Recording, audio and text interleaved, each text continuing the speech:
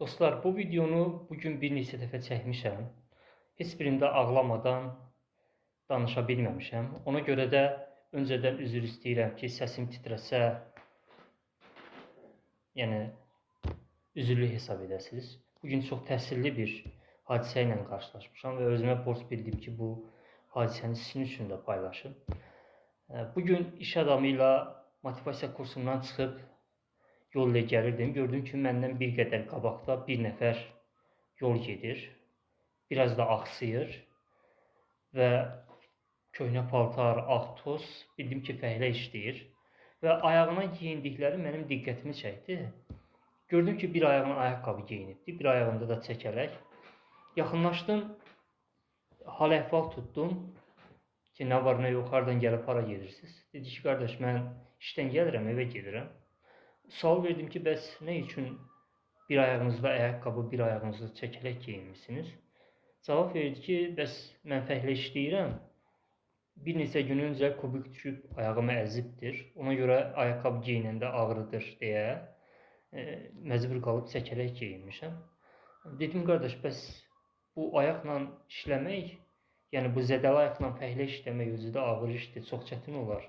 Nə üçün gözləmirsiniz ki, bir neçə gün keçsin, ayağınız sağalsın, sonra gedərsiniz.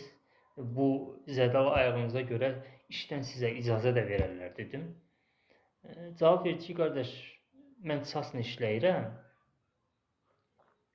Gündəlik nə işləsəm onun əmək haqqısını alıram.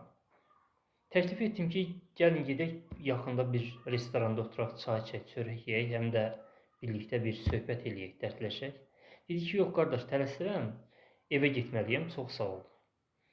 Və artıq yenidən sözə başladım ki, bəs çasla işləyişiniz lap yaxşı. Demək ki, işdən icazə almaq da lazım deyil. Siz rahatlıqla bir neçə gün evinizdə qalıb ayağınızı müalicə elətdirə bilərsiniz. Nə üçün bu ayaqla bəs işə çıxırsınız? Narazı üzümə baxdı və dedi ki, qardaş, çıxmışam da. Yəni, üz ifadəsindən oxudum ki, cavabından oxudum ki, mənim bu qardaşı çox sorğu-suala tutmağım narahat eləyir, xoşuna gəlmir.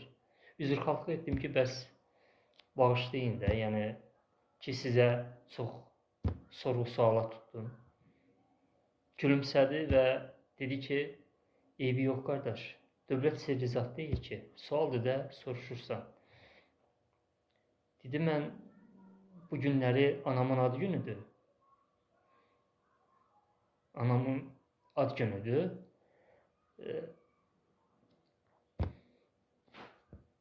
Bəs mənim dedi ki, həmişə anama hədiyyə vermişəm də ad günündə. Bu gündə düşündüm ki, yəni bir ayaq nədir ki, o zədəli ayaq nədir ki, mən o ənənəni pozum.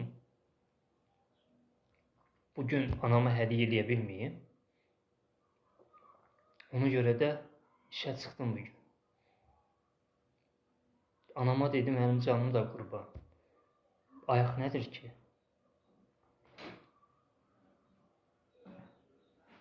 Yəni, bu sözləri eşidəndə elə bil ki, qardaşın ağzından çıxan sözlər qulaqlarımdan girdi, bir cərəyan kimi ayaqlarımdan çıxdı. Yəni, gözümdən yaş sel kimi axmağa başladı. Gözümün yaşını silə-silə. Dedim, qardaş, sənin o zədəli ayaqlarından öpərəm mən. Sənə canım qurban dedim, sən nə gözəl insansan belə. Əl atdım cibimə, mən də iş adamı ilə motivasiya kursundan çıxmışam. Cibimdə çox yaxşı, xeyli pul var. Əl atdım cibimə, cibimdə nə var, pul varsa hamısını çıxartdım. Dedim, qardaş, sənin o zədəli ayağından öpərəm. Xahiş edirəm ki, bu pulu qardaş malı kimi yarı bölək. Yarısı sənin olsun, yarısı mənim. Həmi 2 həftə heç olmasa işə çıxma, ayaqlarını müalicə elətdir. Həm də anamıza da ürək istəyən yaxşı bir hədiyyə alarsan. Dedi ki, Əlimi belə tutdu. Əlimi belə tutdu, saxladı. Dedi, qardaş, çox sağ ol. Amma mən bu zədəli ayaqla istənilən ağır yükü qaldıra bilərəm. Amma kimsənin verdiyi havayı pulun ağırlığını heç zaman qaldıra bilmərəm. Vəssalam, oldum mat. Bu sözlərin qarşısında nə deyəsən? Qardaşla sağollaşdım, gözümün yaşını silə-silə aralaşdım. Amma bu gözəl qardaşın bu mərdliyi, bu insanlığı yaddaşıma elə yazıldı ki, heç vaxt yaddaşımdan silinməyəcək. Vizitkamı verdim qardaşa. Ümid edirəm ki, bax bu müraciətimi eşidər. O vizitkamla məni nə zamansa arayar və həmin qardaşa kiçik bir yaxşılığım keçər. Bax onda ürəkdən deyərəm, oxey, elə bilərəm ki, dünyanı mənə bağışladılar. Bir daha o qardaşın o zədəli ayağından öpürəm. Canım qurban belə qardaşdır.